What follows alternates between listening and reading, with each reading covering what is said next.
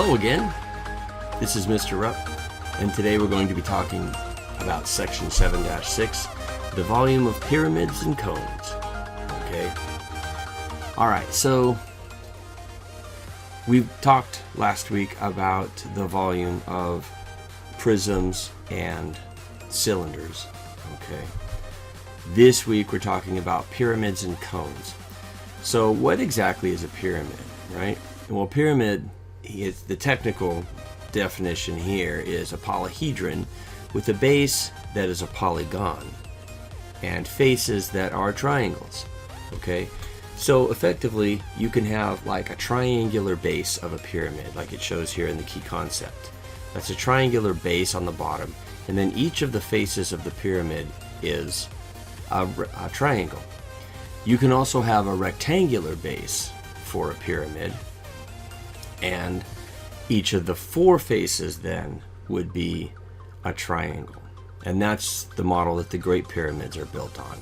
Okay, they are rectangular bases with triangular sides. All right, so that brings us to how do you calculate the volume of a pyramid? All right, so the volume of the pyramid is this capital V again, and remember that the capital B represents the area of the base of the figure that we're talking about. Okay, so for rectangular prism, the base was a rectangle. For cylinders, the base was a circle.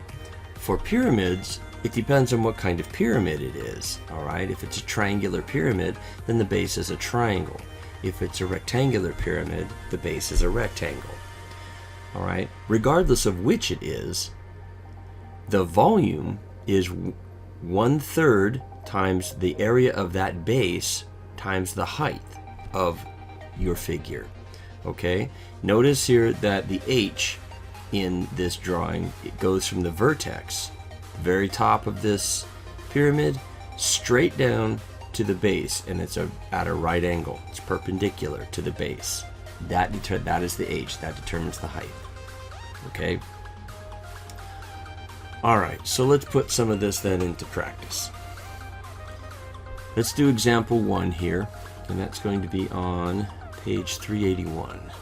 And it says find the volume of this pyramid, alright, and then round to the nearest tenth. Okay, so we're rounding to the nearest tenth. Well, we know we always start with writing down the definition of our formula. So V is equal to 1/3 capital B times H. Well, what's capital B?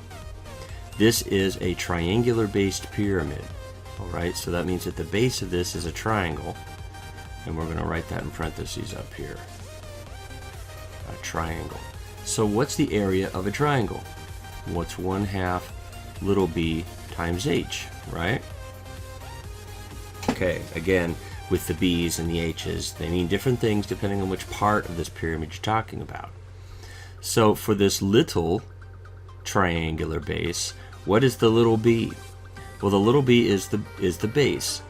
And if you look here, you'll see that the h for the pyramid is this dotted line, red line going down, and it's a right angle mark here, and that intersects somewhere in the middle of the base of the pyramid.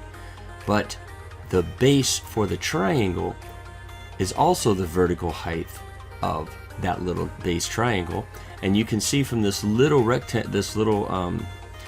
angle sign here that the height then is 6.4 meters. Okay, so the height is equal to 6.4 meters for the little triangle, and the base then equals 8.1 meters. All right, so therefore the area of that little triangle is 1/2 the base, 8.1 meters, times the height, which is 6.4 meters. Okay, so running that all through our calculator, we get 25.92 meters, square meters. Okay, so that is what our capital B equals. So now we come back over here to our volume, and that's equal to 1/3 capital B. We've discovered now calculated as 25.92 meters squared. And now we're multiplying it by the h of the pyramid. And the h of the pyramid is that other measurement that we haven't used yet. Okay, so that's 11 meters. Alright, so running all that through our calculator is equal to 95.039 cubic meters. And the problem says round to the nearest tenth. Well, there's the 10th place. So we look to the 100th digit to see what we need to do. 3 is small enough that we do not have to round the 0 to anything. Okay, we don't have to round it up. So this is approximately equal to 95.0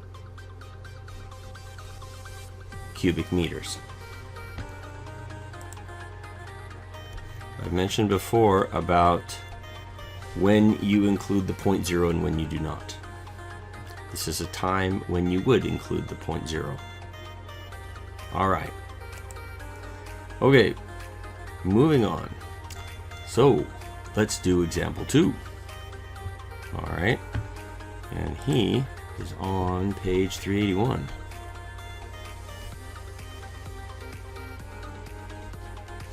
And here it says that the Louvre Pyramid in Paris has a square base with sides that are 112 feet long. And if the volume is 296,875 cubic feet, find the height of that pyramid. All right. So we start again with our formula. V is equal to 1/3 capital B, the base, times the height. All right. What do we have? What do we know about this? We know it's a square base. All right. And we know that the base has sides that are 112 feet long. Okay. So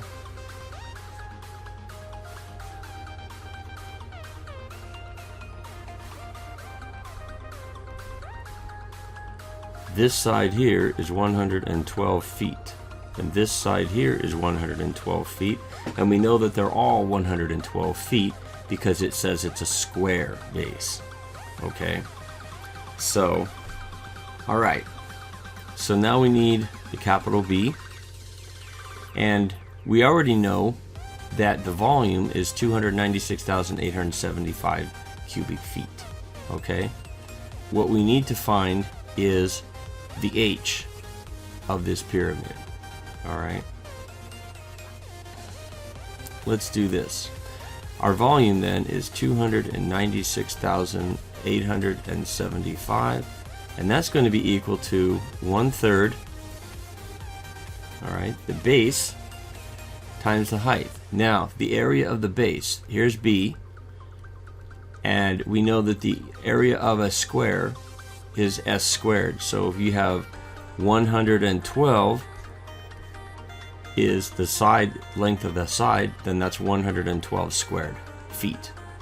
All right, I'll just draw the little tick mark for feet. So then that means that for the B here, we have 112. That gives us 12,544 square feet when we square 112. And then times H, that's what we're looking for.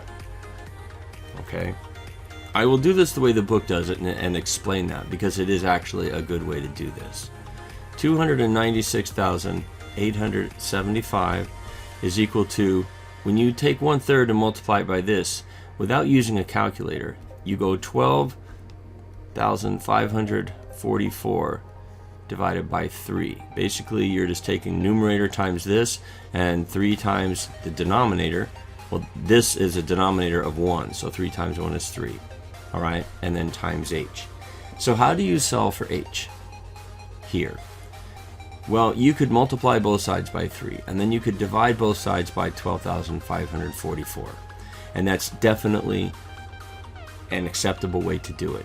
But another shorter way to do it is to multiply both sides by the reciprocal of this coefficient of H. And this is what I mean. Let's multiply both sides now by 3 over 12,544 times 296,875. And that's equal to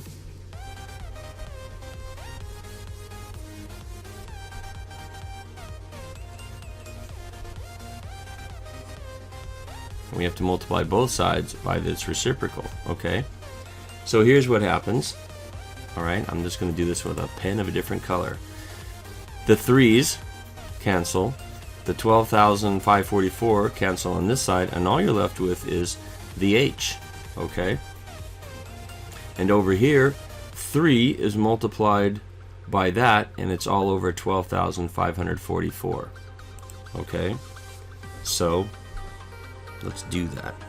890,625 all over 12,544. Okay. Now here, this is feet cubed because volume is in cubic feet, and here the 12,544 was in square feet. Okay. From this guy up here, and all that equals h. So now you just have to do the division and you're good. So down here then we have h is equal to 71.00007 feet. Well, in this case you would round to the nearest tenth right there, and you look at the hundredth and that's a 0.2. So your h would be approximately equal to 71 feet. All right.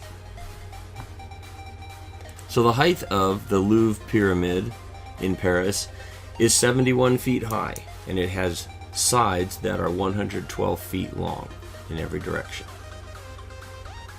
Moving on. Well, now we get to cones. That's right. We love a good cone. So what is the definition of a cone? Well, a cone is a three-dimensional figure, all right, with one circular base. Now, why do they have to put that in there? Well, they need to put that in there because they have to distinguish the definition from that of a cylinder. A cylinder is a three-dimensional figure, and it has circular bases too, but it has two circular bases. A cone has only one circular base and a curved surface that connects the base and the vertex. And again, remember, the vertex is the very pointy thing at the top.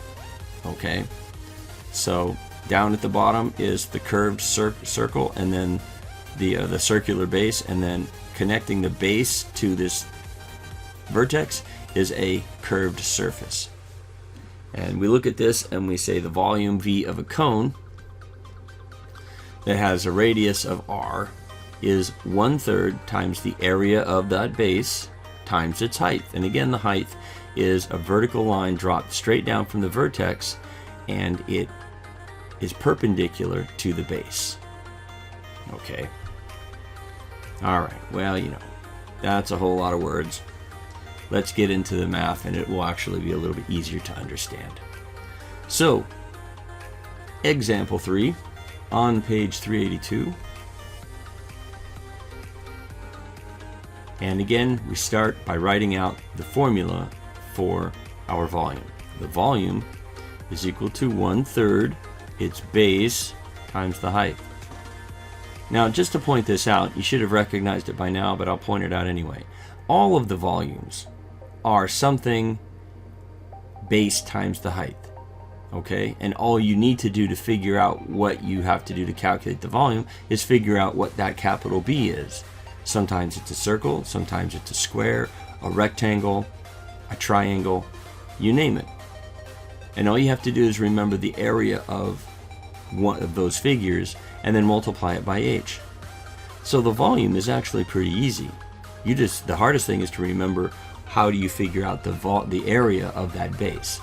In this case here, the base is a circle, and that means that B, the area of a circle, is pi r squared. Okay, and what is r? Well, they give it to you here. R is 3 millimeters. Okay, so we have pi times 3 millimeters squared, which is equal to 9 pi square millimeters. That's the capital B. So we come down here to volume. V is equal to 1/3 times 9 pi millimeters squared. And then now H. And the H is the height of this cone. Alright? And it's basically the other measurement you haven't used. In this case, 14. So we multiply it by 14 millimeters. Alright? So that gives us